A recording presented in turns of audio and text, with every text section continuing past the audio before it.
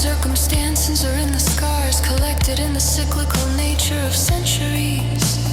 Yesterday I could have created a segment of fiction or borrowed a truth as a useless tool of the universe, like the cog of a greater dream. Only 21 words are needed to serve bullshit to these humans, floating between earth and sky without a heart.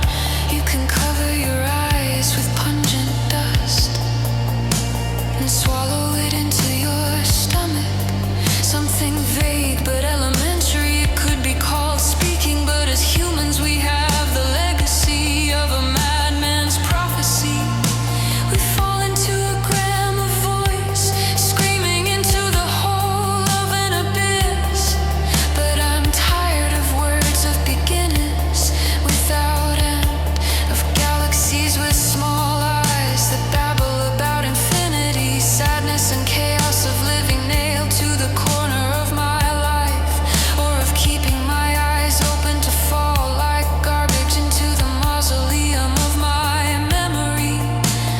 This is a good reason to abandon reason, to look at the width and dimensions of my body, curled by my hair around it. We sing silences, we try to be good mistakes by living, while then we spit out truths as if they were the apotheosis of a good orgasm. This universe gives itself orgasm.